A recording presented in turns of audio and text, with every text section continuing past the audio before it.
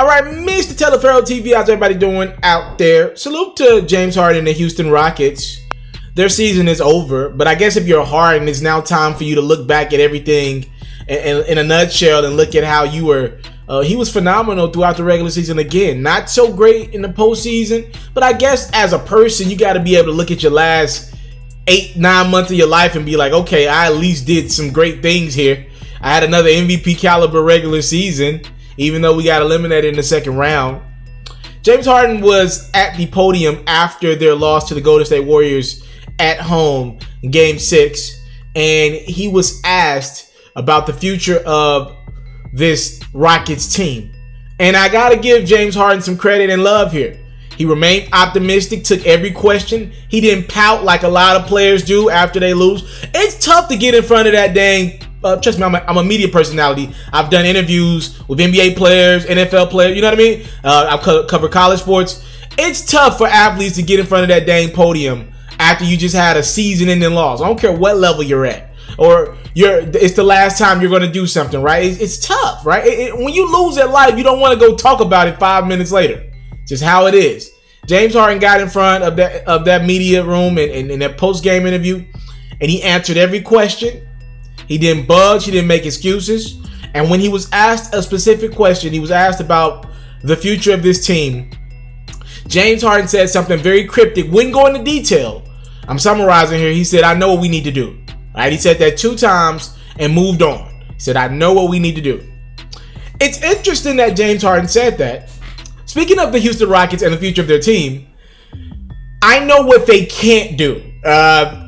Financially, I know what they cannot do. So while we're talking Houston, I thought it'd be worth noting that they got 2, in my opinion, untradeable contracts on their roster.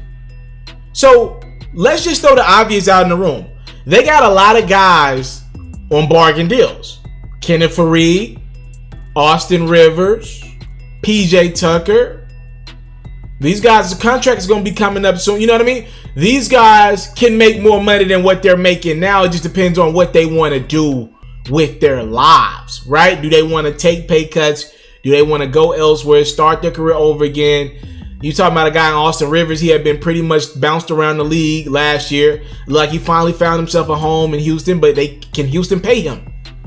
So, I don't know. Let's start here with Clint Capela. I believe the Rockets have 2 untradeable contracts. First off, James Harden. He is right now the 10th highest paid player in the league. We get that, all right? Harden's a top tier guy. You know, whether you think he's a closer or not, he deserves his pay. He definitely puts butts in the seats. He definitely gives you a money worth, and he does carry that Rockets team to regular season wins, right? He does that, right? So he should be a top 10 guy. Let's start here with Clint Capela. Clint Capela is on a 5-year deal, and he's going to make about $72 million for the next 4 years. So his contract won't be up to 2023, somewhere around there. He's got a 2023, 2024, somewhere around there. Clint Capela is going to make $72 million over the next 4 years. It's not a terrible contract in regards to how much you're paying him per year, but I'm not 100% sure there are a lot of teams out there that would be willing to give Clint Capela an opportunity to play for their ball club if they know they got to take him on for 4 years. Like, to pay Clint Capela almost $20 million, because it breaks down about $18 million a year, to pay him that for 4 years, and a lot of teams around the league already know what the jig is on Clint Capela. He's in that DeAndre Jordan, Tyson Chandler class. Guys that are super athletic in their heyday can go up, catch lobs for you, rebound the basketball for you, be an impact player on the defensive side of the ball, but they are very limited offensively, meaning I can't just throw the ball to them on the box and they go give me a basket. It's going to be very tough to see a team go get him for the next 4 years. So you're probably, I won't say that for 100% sure, you're probably stuck with Clint Capela going forward. Probably stuck with Clint Capela. Yeah, I mean, hell, he got 2 of the best passers in the NBA giving him the ball for some of those great looks that he gets around the rim. If he couldn't make it work with those 2 guys, they couldn't win big with that. I'm not sure anywhere else around the league it'll work out to the best for Clint Capela. He's probably in the best situation he can be with his limitations offensively. I think you can't trade Clint. I know for a fact You cannot trade Chris Paul. Do you know this? Chris Paul has the second highest contract in the NBA, right behind Steph Curry. Now, Kevin Durant's going to come around this summer and change that, and a couple other guys are going to, if Kawhi stayed in Toronto, they would change that, right? But for now, because of Chris Paul's seniority in the league, and because, don't forget, technically the Clippers traded CP3 to the Rockets. Don't forget that. With all that being said, his bird rights were high, the years on that. And he was able to get paid, Supermax paid. He's the second highest paid player in the league. He's got $124 million left on his contract over 3 years. Let me make that clear to you. That breaks down to about $43 million a year. In the last year of his deal, he'll make a little less, under $45 million a year. That's Chris Paul. And I know he went for 26 and 11 in that closeout game. But I watched the other 5 games of that Rockets-Warriors series, and he was not good. All right? He was not good. He looked washed. He looked old. He didn't look like he was injured. I know a lot of people are like, yo, you think his hammy is bothering him again? Or do you think he just doesn't trust his hammy like he did? Nah, I didn't see that. And I could be wrong. I don't know. Obviously, I'm not inside of his body. It's only for him to decipher. He just looked old. And he was able to do that little ISO basketball that the Rockets played last year. He couldn't do it this year effectively. He looked old. He's no longer an all-star in this league. I hate when people tell me Harden plays with another all-star. No, he doesn't. Clint Capela's not an all-star yet. Chris Paul is no longer an all-star in this league. He's not. Cut it out. Not an all-star in this league anymore. He's not. James Harden, the only all-star on Houston. Chris Paul's contract is 100% untradeable. Him and John Wall, they got 2 of the worst contracts in the NBA. Terrible, hot garbage contracts. And there's nothing you can do.